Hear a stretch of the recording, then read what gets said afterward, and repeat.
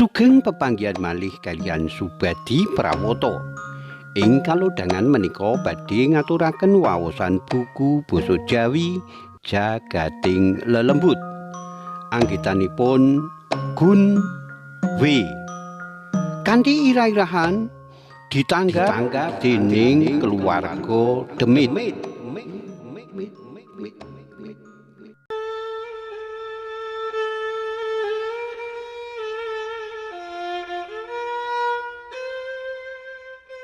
Alam donya iki ora mung dipanggoni jalma manungsa, kewan lan wit-witan, nanging Gusti Allah uga nitahake makhluk sing ora kasat mata alias ora katon yen dinulu.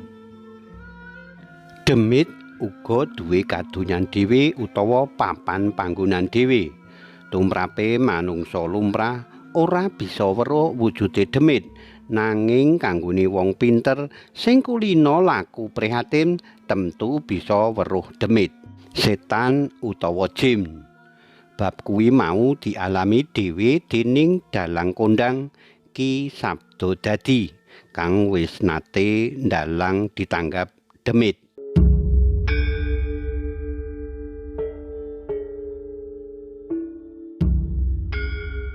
Kaya adat sabene Ki Dalang Sabdodadi rikala lagi ora ana tanggapan dalang, asring lenggan ana teras daleme lan biasane jagungan karo garwane ing teras omahe kasebut.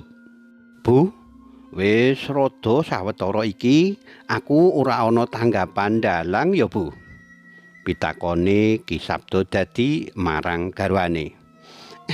Iya, Pak, kok wis rada sawetara ora ana sing ngersakake ngundang nanggap panjenengan to, Pak? Jawabe garwane kanthi lenggah leyeh-leyeh.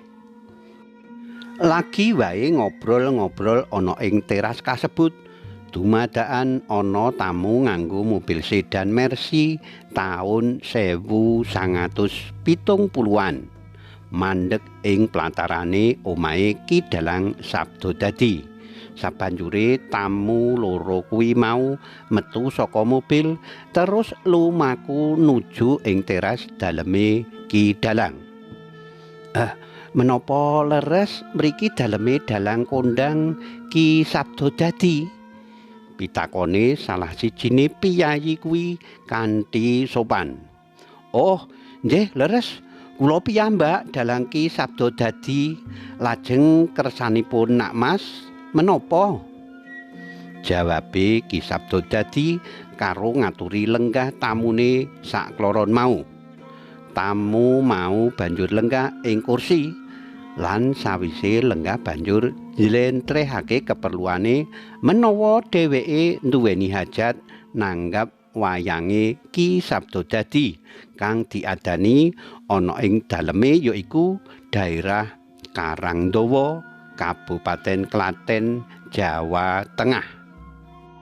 Sawise ana kesepakatan rembug rega lan dina kang wis ditemtokake antarane Ki Dalang lan tamu sakloron, sabanjure tamu mau nyuwun pamit marang Ki Dalang lan garwane.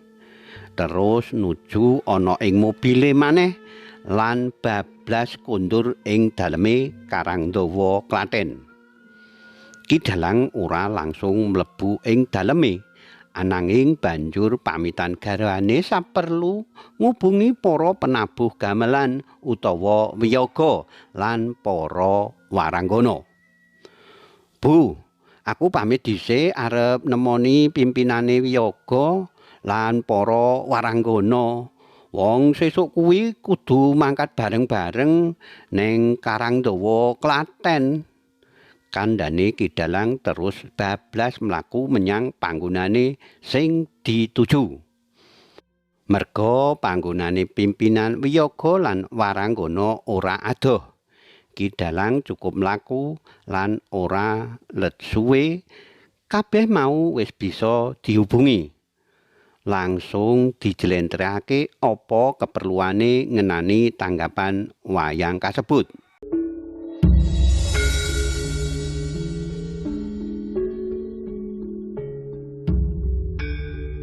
Ana ing dina kang wis ditemtokake, Ki Dalang sabda dadi sarombongan tumuju ing Desa Karangdawa Klaten.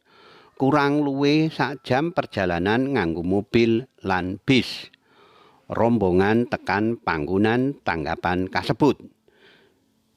Sambutane panitia lan para penonton seneng banget merga desa kasebut bakal ana tontonan wayang kulit sewengi muput. Ana ing papan kasebut wis disiapke gamelan, jejeran wayang kulit lan uba rampe liyane.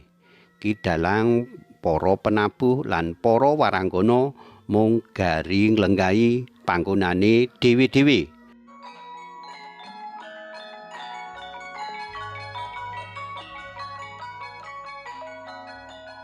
Kira-kira jam 10 wengi Ki Sabda Dadi langsung dalang kang diiringi gamelan uga suarane waranggana. Udakara jam 12 tengah wengi Ki Dalang diganggu. Dheweke diweruhi ula gedhe banget mlungker ana sacedhake Ki Dalang. Ananging Ki Dalang tetep wae mayang karo ngucapake japa mantra. Merga Ki Dalang kejaba dalang uga paranormal sing kondang. Dadi ngadepi godha kuwi wis biasa. Aja ganggu oleh Kundalang. Aku ing kene iki merga diundang para danyange kene. Ngendikane Ki Dalang karo ngetokake tenaga dalam.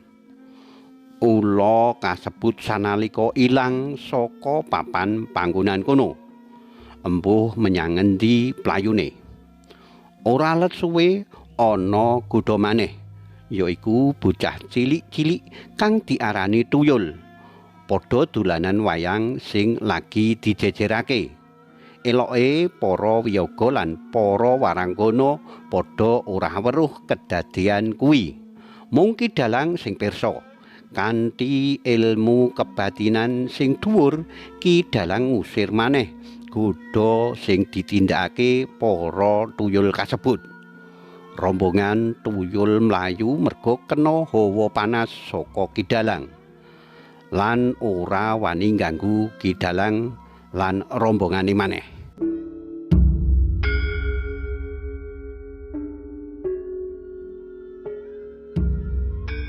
Tekan biar padang pertunjukan wayang kulit wus paripurna. Ki Dalang lan rombongane banjur pamitan marang para panitia lan kondur maneh ana ing daleme. Ki Dalang lagi bisa njlentrehake marang para waranggana lan para wiyaga utawa penabuh gamelan menawa tanggapan wayang mau bengi kuwi sing nanggap rombongan demit. Ananging sing penting tanggapan kuwi ana hasile, yaiku duit. Lan sabanjure duit mau terus dibagi-bagi marang para wiyaga lan para waranggana. Sing diceritani padha ndomblong alias gumun. Kenapa para lelembut bisa duit-duit akeh lan nanggap wayang. Ananging sing penting kabeh bisa melu seneng merga padha entuk duit.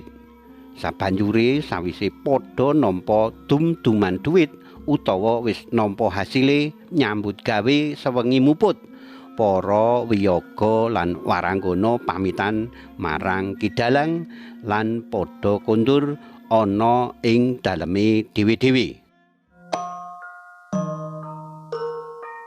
Karipta dening Gun Wi.